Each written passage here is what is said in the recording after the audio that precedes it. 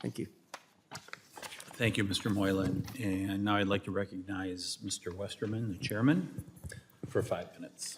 Thank you, Chairman Tiffany. Thank you to the witnesses for being here today. It seems like I've been out in the field with all of you at some point, and I appreciate your commitment to forest stewardship and the good things that come from that. Troy, thank you and Deputy or Undersecretary Wilkes for joining us on the field hearing last week, or field trip last week. And we saw how difficult the managing that forest in Connecticut can be with the various species and the management objectives. But they don't have to do NEPA, they don't have any regulatory requirements they have to go through, they're not concerned about litigation. Throw all that on top of what your folks at the Forest Service experience, and it makes your job very difficult. And that's why as policymakers we get frustrated, because what we're looking at are results. We want to see results on the ground. We want to see acres treated. We want to see CEs used like Mr. McClintock has got passed that show great results on the ground. We want to expand those policies. I just have to ask, did CEQ review your testimony before you were able to submit it? Our testimony goes through a review process, yes. Yeah, that's enough said about that. So I've been around you in the field. I know you know how to manage forests. You did a great job on the Ouachita National Forest. And I know that you're a forester and you understand what needs to happen on the ground, but you're also working in this framework and this environment that we've created here in Congress, and that's why we want to change that.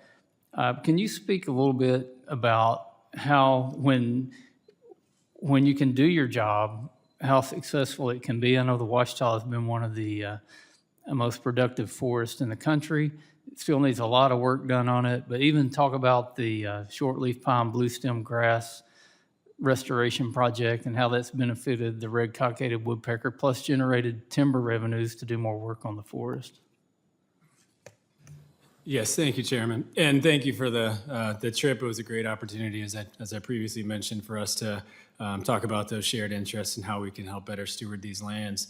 And in my opening remarks, I did refer to the Ouachita as being the most productive and actively managed one of them in the forest in the country. And I was surprised Chairman Tiffany didn't come back at me with Schwamigan, Nicolay, or one of those others. It's always a back and forth. But I think the work in the pine blue stem is just a shining example. If you look at how we accomplish the work through CFLRP, collaborative process, looking across land ownerships and working with partners literally hand in hand on a prescribed fire, and also being able to deliver commercial timber products to restore critical habitat for a threatened and endangered species. As a result of that work and the ability to do that work at pace and at scale, it led, I believe, in no small part to the downlisting of the red cockaded woodpecker. And just, again, balancing the needs of those ecosystems, the frequency of the treatments that's needed out there while delivering commercially viable products. I'm going to have to cut you off there. It's a great example of how you can have a healthy environment and a strong economy at the same time. The two go hand in hand. It's a great example of how the intent of the Endangered Species Act was followed, which you read the Endangered Species Act and it talks about conservation and conservation and conservation. And that's how the Forest Service and other agencies get their hands tied by Fish and Wildlife when they start listing species and saying leave their habitat alone. But we need to do more projects like that. Cody, I got a chance to spend some time on the Colville Forest last summer, and I know great work that tribes are doing all across the country, and I'm a huge supporter of more Good Neighbor Authority. We were talking about New Mexico earlier. I was down on the Lincoln National Forest. The Muscalera Apache tribe has some of the most beautiful ponderosa pine stands that you'll see anywhere, and just down the road in Lincoln National Forest, it's a moonscape where tens of thousands of acres burned and have not even, they don't even regenerate. It's so bad. But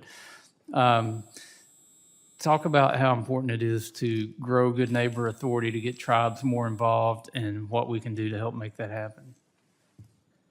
All right, so the legislation proposed today, I think, will accomplish that. But I mean, tribes are a great proving ground. We have the ecologic knowledge, traditional ecologic knowledge of what the landscape should look like and how we accomplish that.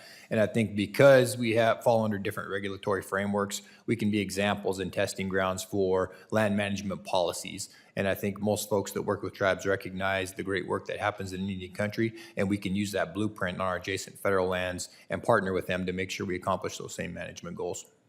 Well, I look forward to working with you and all the tribes that are doing great work to hopefully greatly expand that Good Neighbor Authority. I'm out of time, Mr. Chairman. I yield back.